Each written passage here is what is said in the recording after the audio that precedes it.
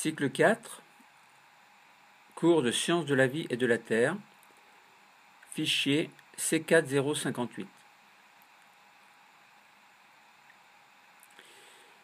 Le descendant est un individu de la même espèce que ses parents.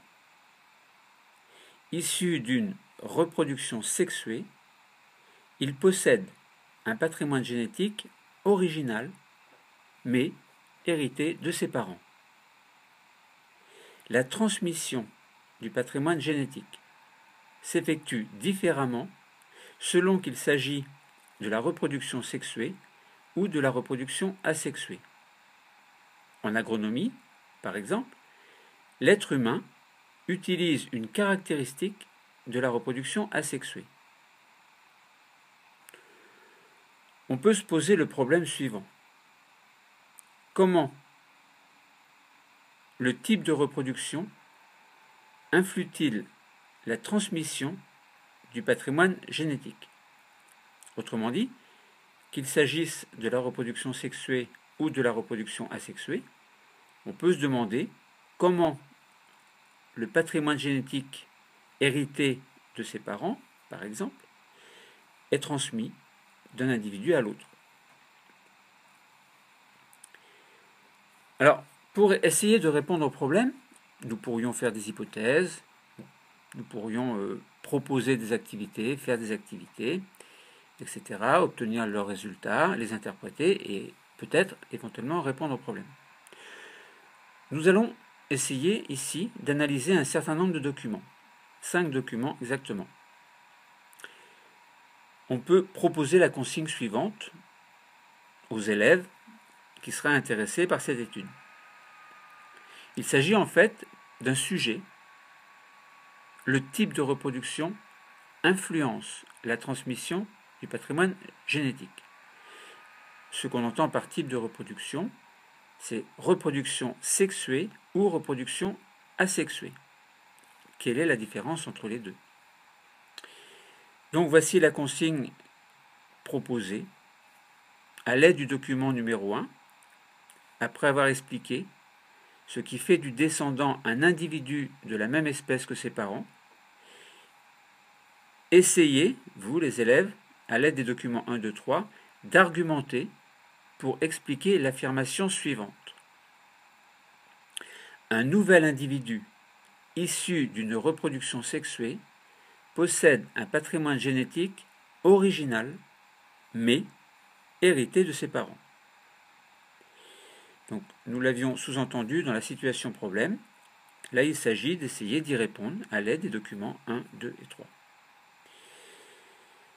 Une fois que cette affirmation sera expliquée, il s'agira alors de montrer à l'aide des documents 1 et 4 que la transmission de ce patrimoine génétique s'effectue différemment entre la reproduction sexuée et la reproduction asexuée.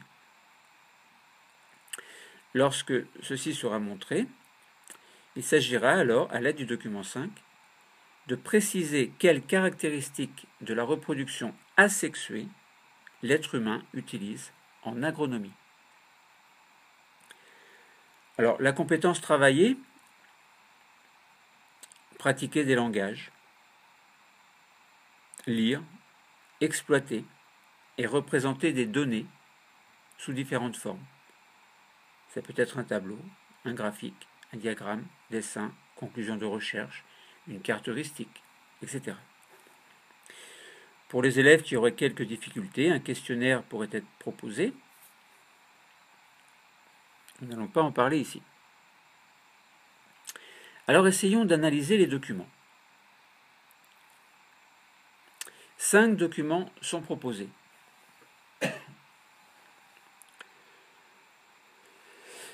Il s'agit de raisonner sur la transmission du patrimoine génétique lors de la reproduction sexuée dans un premier temps. Dans un second temps, à l'aide des documents 4 et 5, nous allons essayer de raisonner sur la transmission du patrimoine génétique lors de la reproduction asexuée.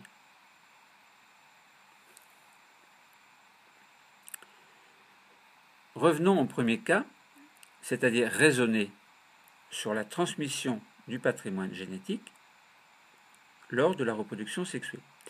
Alors, pour les élèves qui auraient quelques difficultés, on peut se poser la question, c'est quoi le patrimoine génétique? Dans patrimoine et dans génétique, il y a des mots. Le mot gène, qui fait penser à de l'ADN. Autrement dit, comment les gènes d'un individu, d'un père, d'une mère, par exemple, peuvent-ils être transmis aux enfants? Donc la reproduction sexuée suppose que l'on puisse distinguer un garçon d'une fille et qu'il y a, pour chacun d'eux, des organes génitaux différents. Ces organes génitaux ont pour rôle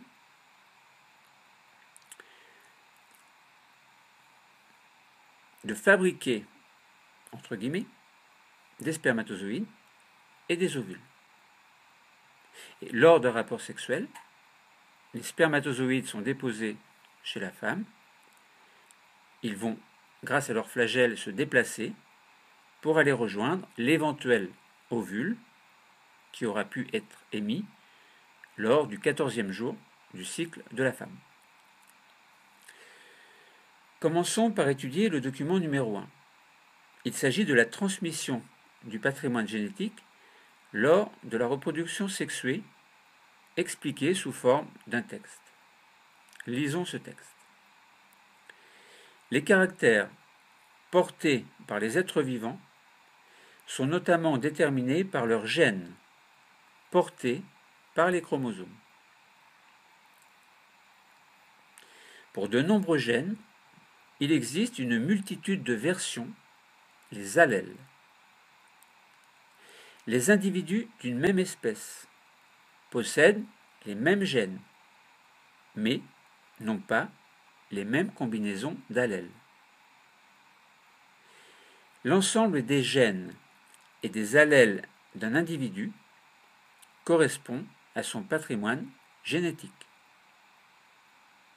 Au cours de la reproduction sexuée, un nouvel individu reçoit la moitié du patrimoine génétique de sa mère et l'autre moitié de son père.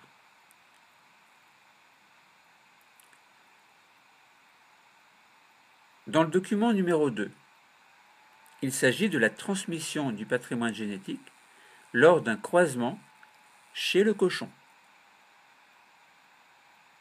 Nous allons voir dans ce document que le descendant possède les gènes caractéristiques de son espèce, mais une combinaison d'allèles qui va le rendre unique.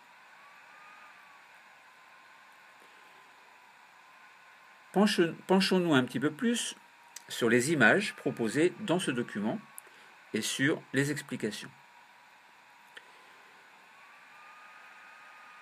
Sur la partie gauche, en haut, on présente une femelle de race numéro 1.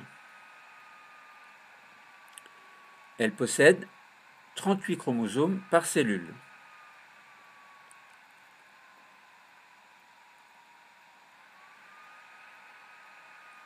Deux chromosomes sont présentés, correspondant à l'emplacement d'allèles faisant que le gène en s'exprimant, donc l'allèle correspondant en s'exprimant, va jouer sur la qualité de la viande. Deux allèles rouges sont représentés symboliquement sur chacun des deux chromosomes. L'allèle fait que la viande sera de bonne qualité.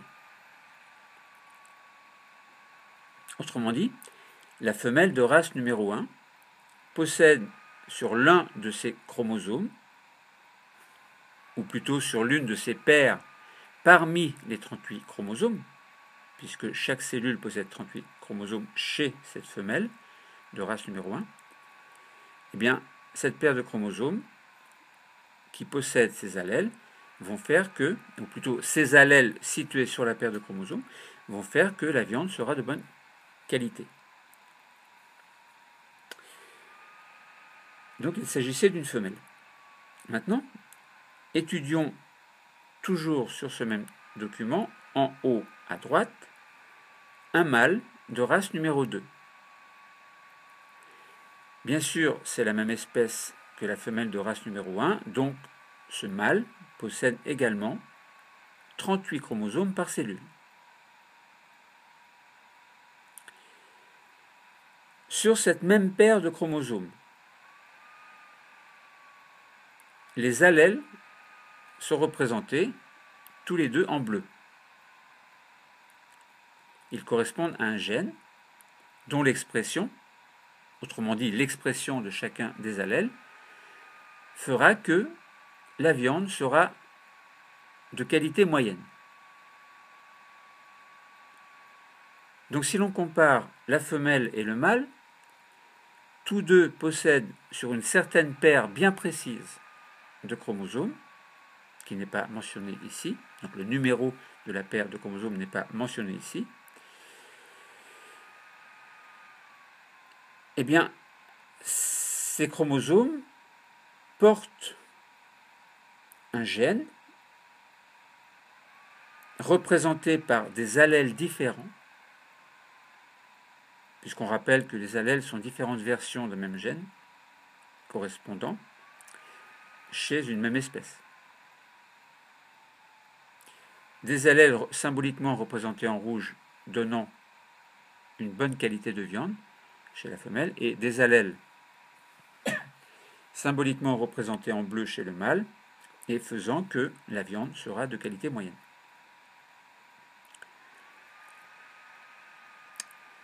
La femelle et le mâle vont s'accoupler. Il en résultera une cellule œuf.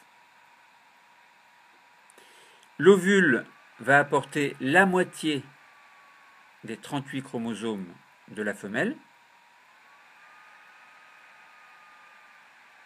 et le mâle va apporter la moitié des 38 chromosomes.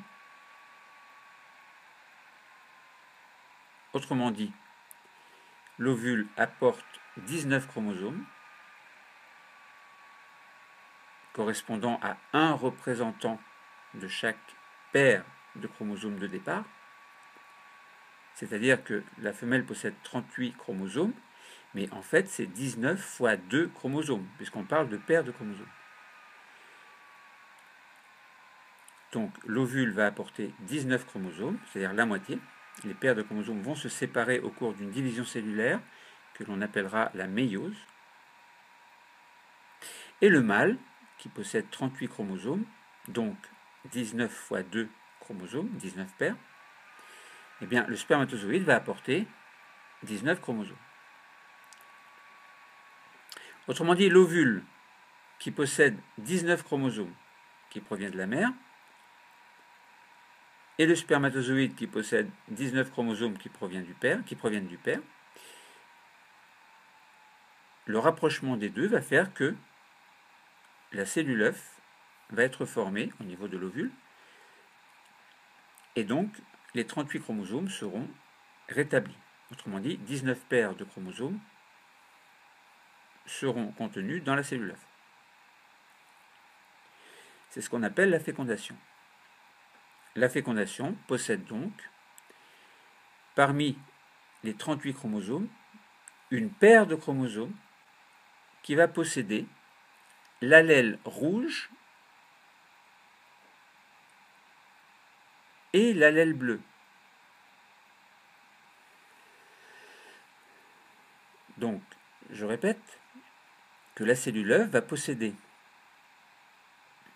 une paire de chromosomes correspondant à la qualité de la viande, dont un gène sera placé de telle sorte que les allèles vont faire qu'il y aura une certaine qualité de viande. Alors, pourquoi est-ce que cette paire de chromosomes possédera un allèle rouge et un allèle bleu. C'est le tableau de croisement qui permettra de le comprendre. Nous n'allons pas l'expliquer ici, ce n'est pas le sujet. Donc voilà, nous comprenons ainsi que la cellule œuf, qui possède donc 38 chromosomes, possède une paire de chromosomes qui va correspondre à un gène dont l'expression au travers des allèles va donner une certaine qualité de viande. Alors, notre problème dans ce document 2, c'est que nous ne savons pas si la qualité de la viande sera une bonne qualité, comme la mère, comme dans le cas de la mère, ou si ce sera de qualité moyenne, comme dans le cas du père, puisque nous avons deux allèles, un bleu, un rouge. Alors, est-ce que le petit cochon, le cochonnet, est-ce qu'il aura de la bonne viande ou de la mauvaise viande, de la viande de qualité moyenne? On ne sait pas, puisqu'il y a un allèle bleu et un allèle rouge. Alors, est-ce que l'allèle bleu va dominer l'allèle rouge? Dans ce cas, le cochon aura une viande de qualité moyenne. Est-ce que l'allèle rouge va dominer l'allèle bleu? Dans ce cas, le cochon aura une viande de bonne qualité. Ou est-ce qu'il y aura un mélange des deux, c'est-à-dire à la fois qualité moyenne, qualité bonne qualité, et du coup on aura une qualité intermédiaire entre une bonne qualité et une mauvaise qualité? Ou est-ce que l'ensemble des deux, autre hypothèse, va faire que la viande sera immangeable? Bon, on peut se poser des questions, mais nous n'avons pas la réponse. Tout ce que nous savons, c'est que nous constatons que le cochonnet, il a un programme génétique différent de celui des parents, puisqu'il a un allèle bleu et un allèle rouge, alors que la mère possède deux allèles rouges et le père deux allèles bleus. Donc déjà, au niveau de ce gène, donc au niveau de ces allèles, le cochon est déjà différent de ses parents. Donc voilà ce que nous pouvons dire sur le document numéro 2. Alors peut-être que nous aurons la réponse un petit peu plus loin, mais là, nous ne savons pas quelle sera la qualité de la viande. Passons maintenant au document numéro 3. Il s'agit de la transmission du programme génétique lors d'un croisement chez une espèce d'hibiscus. L'hibiscus est une fleur. La couleur de la fleur d'hibiscus est un caractère héréditaire. Alors, nous n'avons aucune explication, simplement des images. L'une des fleurs d'hibiscus est bleu-violette, couleur intermédiaire, tournant plutôt sur le violet, avec quelques petites pointes rayonnantes de rouge, rose fuchsia peut-être. Donc, plutôt violet. Une seconde photo nous montre des fleurs plutôt, alors peut-être violet, ça dépend comment on perçoit les choses, mais plutôt rougeâtre tirant sur le rose. Voilà, donc une plante plutôt violette, une plante plutôt rouge, un peu foncé, un peu clair, une couleur intermédiaire entre les deux. Et une troisième image, résultant des deux autres, puisqu'on voit une flèche rouge qui nous transporte de l'image, enfin des deux images précédentes, vers une troisième image qui nous présente des fleurs de couleur pâle, tirant à la fois sur le rose et sur le violet, mais beaucoup plus pâle que les deux précédentes. Donc on a l'impression, en raisonnant, en réfléchissant et en faisant le parallélisme avec le document numéro 2 concernant les allèles rouge et bleu, le petit cochon avait deux allèles, un allèle rouge et un allèle bleu, intermédiaire. Donc on pourrait penser, en faisant le rapprochement avec les fleurs, que du coup, le cochon aurait une viande de qualité intermédiaire. Pourquoi? Parce que si on regarde la fleur, la première fleur est violette, d'un violet assez intense, plutôt foncé, et la seconde photo est une couleur rouge assez foncée aussi, donc deux jolies couleurs foncées et assez différentes. Tandis que la troisième, la couleur est beaucoup plus pâle et sont plutôt de couleur intermédiaire entre le violet et le rouge. Donc on peut imaginer que les deux fleurs, suite à une fécondation, même principe avec sans doute avec spermatozoïdes et ovules, bon, à déterminer, c'est pas marqué dans le document, mais on a la sensation que les couleurs sont intermédiaires concernant la fleur issue des deux précédentes. Donc couleur intermédiaire, le cochon peut-être, viande intermédiaire également. Nous n'avons pas la réponse sur les documents, ce sont des hypothèses, ce sont des réflexions, et donc on peut se dire que au cours de la reproduction sexuée, les descendants ont bien un patrimoine génétique qui a été hérité, donc transmis par voie sexuée. Pourquoi sexuée?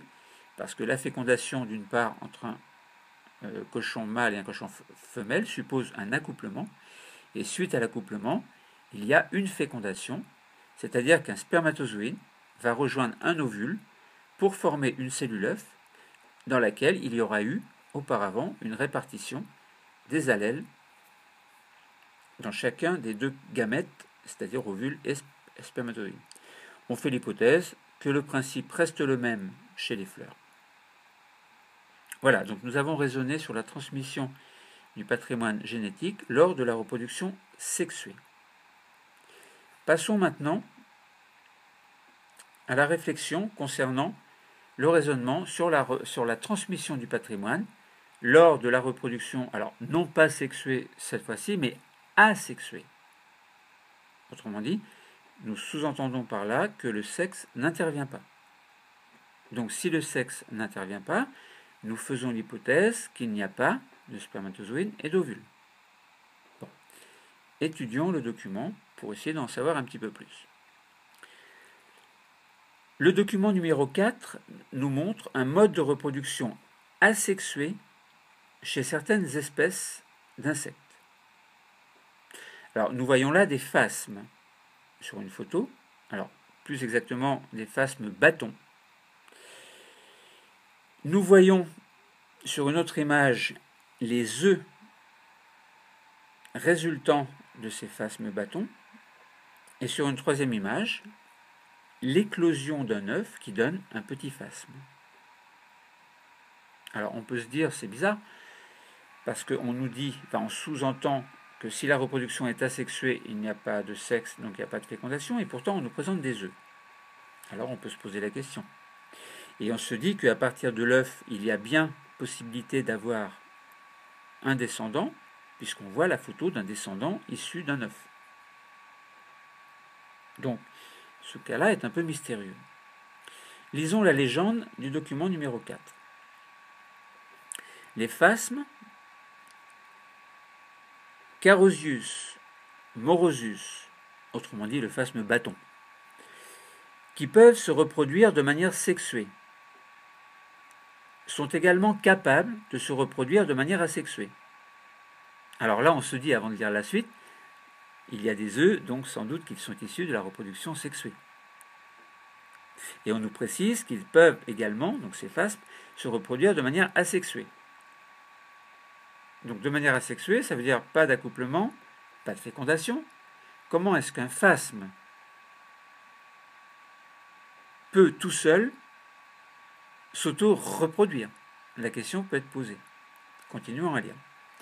En effet, les femelles pondent des œufs non fécondés.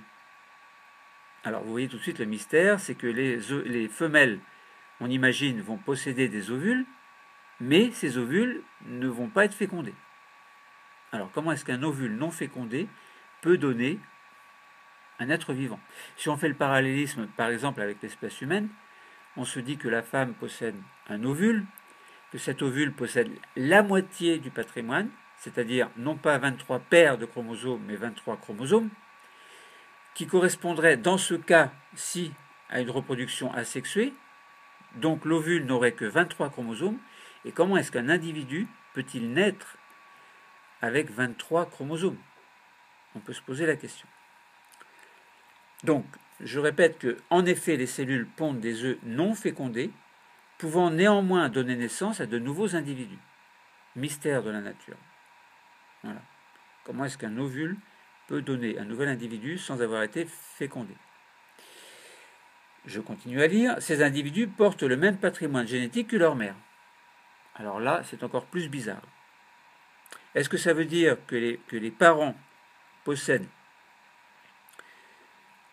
enfin que la mère, dans ce cas-là, il s'agit d'une femelle. Est-ce que la mère possède alors pas 23, on n'a pas le nombre de chromosomes, mais est-ce qu'elle possède un certain nombre de chromosomes, mais pas les paires de chromosomes? Ou est-ce qu'elle porte directement les paires de chromosomes et l'ovule possède dans ce cas un certain nombre de paires de chromosomes qui permettra d'obtenir un individu ayant le même nombre de paires de chromosomes? Bon, le problème est complexe. Alors, on n'a pas de solution, on n'a pas de réponse. On sait simplement qu'on voit des images de phasmes qui sont accrochées, qui mangent, isolées. On ne voit pas de fécondation. On voit des œufs, on voit un petit phasme qui vient d'éclore. Reproduction sexuée est possible chez les phasmes. Donc on imagine un spermatozoïde, un ovule, fécondation. Et là on a compris que les paires de chromosomes sont rétablies alors que les gamètes ne possèdent que la moitié. Alors qu'on nous dit que la reproduction peut être aussi asexuée et que dans ce cas les femelles qui possèdent des ovules, pas de fécondation, donc mystère. Possède-t-elle des paires de chromosomes ou la moitié? Nous n'avons pas la réponse dans le document. Autrement dit, on peut se dire aussi que si la femelle pond des œufs uniquement grâce à ses ovules, c'est donc que l'ovule possède le patrimoine génétique de la mère, et on se dit que dans ce cas, les œufs, lorsqu'ils vont éclore, ne donneront que des femelles. On peut se poser la question. Alors que si la reproduction chez le phasme est sexuée, dans ce cas, puisque un spermatozoïde va apporter son patrimoine génétique pour moitié et l'ovule pour moitié aussi, on peut se dire que l'œuf résultant possédera à la fois des caractères mâles et des caractères, enfin, qui aura la possibilité de donner naissance plutôt soit à des mâles, soit à des femelles. Donc là, le mystère est posé. Femelle seule, que des femelles à la naissance, un couple avec fécondation, possibilité d'avoir à la fois des mâles et des femelles. Autrement dit, les phasmes, dans ce cas, sont capables de reproduction à la fois sexuée et asexuée. L'asexuée ne donnant que des femelles. Du moins, c'est une hypothèse. Document numéro 5. Un mode de reproduction asexuée utilisé en agronomie. Alors, c'est quoi l'agronomie? Nous allons revenir sur le document numéro 1. L'agronomie correspond à l'ensemble des sciences utilisées en agriculture. Revenons sur le document numéro 2.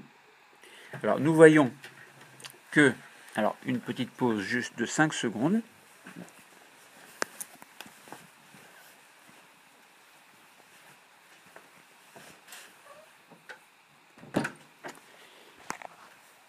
Le temps de fermer une porte afin de ne pas être dérangé par d'autres élèves qui ne sont pas en cours. Alors, revenons à notre document numéro 5. Il s'agit d'un mode de reproduction asexué utilisé en agronomie. L'agronomie, on a dit, donc je reviens sur le document précédent, l'agronomie, on nous donne une définition, c'est l'ensemble des sciences utilisées en agriculture. Revenons sur le document numéro 2, sur la deuxième page. Alors, donc là c'est assez complexe, il y a toute une série de photos, des flèches, des numéros, quelques textes. Alors nous allons essayer de comprendre ce que signifie ce document. On nous présente en haut à droite, en haut à gauche plutôt, une pomme de terre ayant un caractère intéressant. Alors symboliquement, on nous représente une motte de terre. Dans la terre, une pomme de terre avec des espèces de filaments qui se dirigent vers le bas. Et puis donc une tige avec des feuilles qui sortent du côté aérien.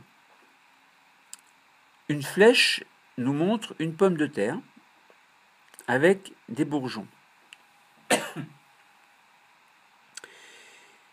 Et un numéro nous précise qu'il y a un prélèvement de bourgeons.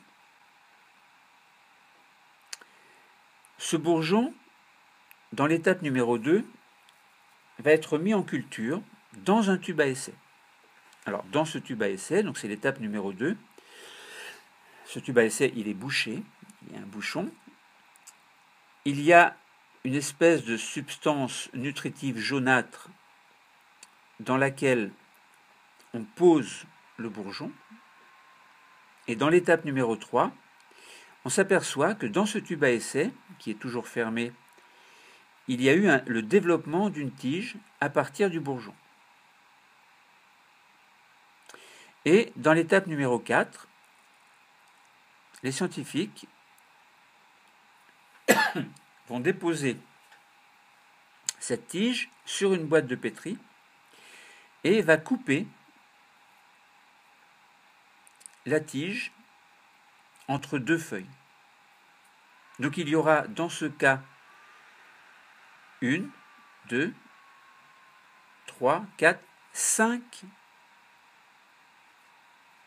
petits morceaux de tige avec chacun une feuille.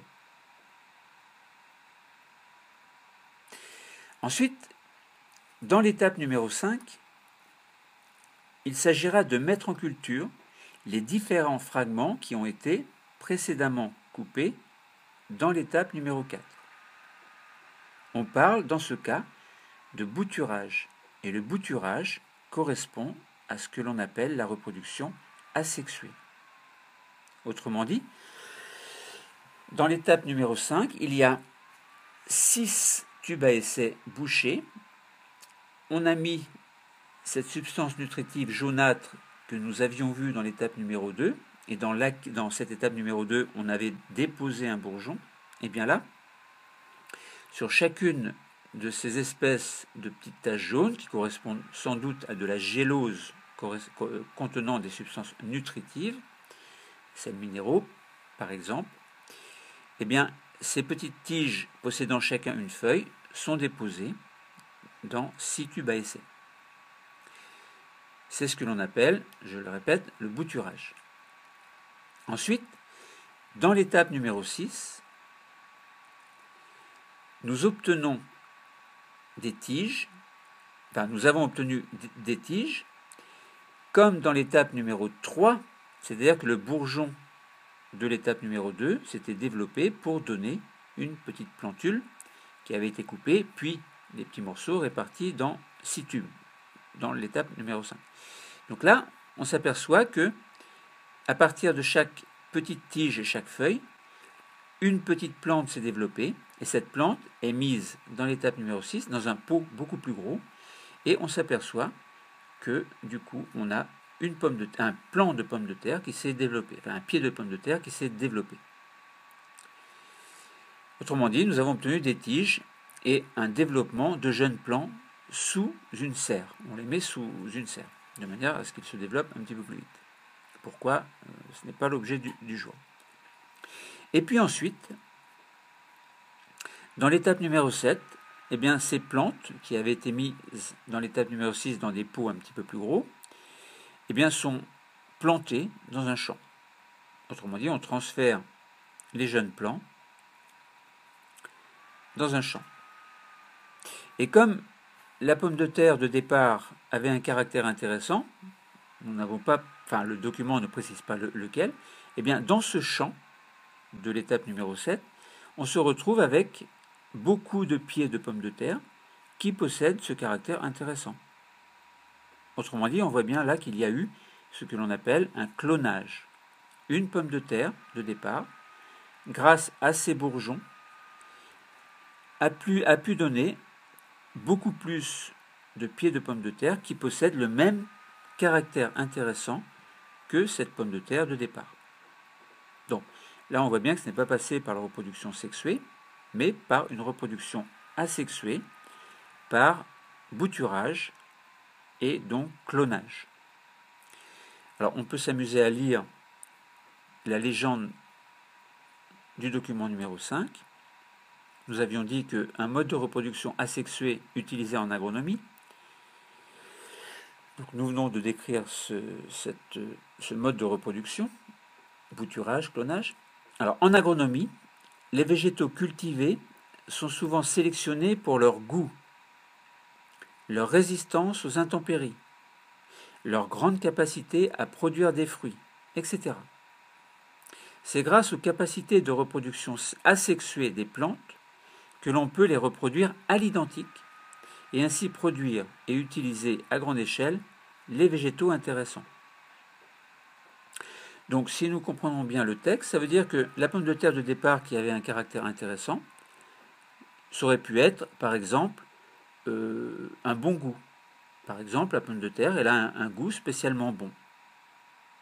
Donc là, le clonage de cette pomme de terre permet d'obtenir un champ de pommes de terre qui auront toutes le même caractère que la pomme de terre de départ, c'est-à-dire avoir un bon goût. Donc l'étude des documents est terminée. Essayons de préciser maintenant la correction, ce que l'on attendait dans la correction, c'est-à-dire la réponse au problème. Alors, on rappelle que le problème, c'était comment le type de reproduction influe-t-il la transmission du patrimoine génétique? Autrement dit, comment le type de reproduction, c'est-à-dire qu'il soit sexué ou asexué, influence-t-il la transmission du patrimoine? Alors, après l'étude des documents et l'explication, le raisonnement, voilà ce que nous pouvons proposer comme correction. Alors, dans le document numéro 1, il fallait expliquer ce qui fait du descendant un individu de la même espèce que ses parents. Donc là, on était bien dans le cas de la reproduction sexuée concernant les cochons. Le descendant possède le même nombre de chromosomes et les mêmes gènes que ses parents. Ces critères le font appartenir à la même espèce. Mais on avait vu que l'individu était tout de même unique, puisque les parents avaient des allèles soit rouges uniquement, ou 2 allèles rouges pour la femelle, et 2 allèles bleus pour le mâle. Et le petit avait un allèle rouge, un allèle bleu. Donc il était unique, mais possédait quand même les mêmes allèles que ses parents de départ. Donc même espèce, fécondation possible, transmission du patrimoine génétique. Ensuite, dans les documents 1, 2, 3, il fallait argumenter pour expliquer l'affirmation suivante. Un nouvel individu issu d'une reproduction sexuée possède un patrimoine génétique original mais hérité de ses parents. Donc les nouveaux individus possèdent les mêmes gènes que leurs parents. Alors tout à l'heure nous avons dit l'étude du document 1, bien sûr je faisais le parallélisme avec les documents 2, 3 et 4. Enfin 1, 2, 3 plutôt. Donc les nouveaux individus possèdent les mêmes gènes que leurs parents. C'est ce que nous avons dit pour le cochon, en fait. La reproduction sexuée permet d'associer de nouveaux allèles en réunissant la moitié des allèles de chacun des parents. Ainsi, les descendants ont un patrimoine génétique original par l'existence d'une nouvelle association d'allèles. Donc, petit parallélisme entre les documents 1 et 2. Le document 1 nous parle de la transmission du patrimoine génétique lors de la reproduction sexuée, en expliquant quelques petites choses, et le document numéro 2 nous montre un exemple concret. Petit rappel sur le document 1, les caractères portés par les êtres vivants sont déterminés par les gènes portés par des chromosomes, donc chaque chromosome contient des gènes, évidemment. Les versions différentes d'un même gène pour une même espèce s'appellent des allèles, et on a vu dans le document numéro 2 que ces allèles peuvent être répartis dans la descendance. Dans les documents 1 et 4, il fallait montrer que la transmission du patrimoine génétique s'effectue différemment entre la reproduction sexuée et la reproduction asexuée. Alors, donc on en a parlé, mais pour résumer, on peut dire que la reproduction sexuée permet la naissance d'individus ayant des caractères originaux. Ils reçoivent la moitié du patrimoine génétique de chacun de leurs parents.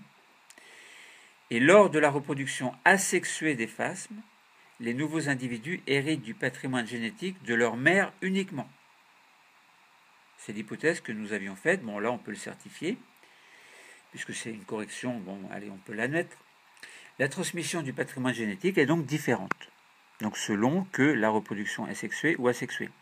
Donc, je répète, asexuée, par exemple, chez le phasme, que des ovules, les petits qui vont en résulter. Alors, on suppose ovule égale cellule œuf dans ce cas. Maintenant, on peut se poser la question, combien de chromosomes, la moitié ou la quantité normale? Enfin, le double. Bon, en tout cas, les petits qui naissent ne seront que des femelles, puisqu'il n'y aura que les caractères de la femelle. Et si la reproduction est sexuée, au contraire, il y aura des mâles, des femelles, donc spermatozoïdes, ovules, fécondation et obtention d'une cellule œuf. Dans le document numéro 5, donc concernant une étude en agronomie, il s'agissait de préciser quelles caractéristiques de la reproduction asexuée l'être humain utilise en agronomie. On se souvient, pomme de terre, caractère particulier, bouturage, puis un champ de pommes de terre dont les pommes de terre auront le même caractère, par exemple le bon goût de la pomme de terre initiale. Alors, en agronomie, il est important de produire des végétaux ayant des caractères intéressants. Par exemple, résistance aux intempéries, grande production de fruits, etc. Un bon goût aussi, bon, etc.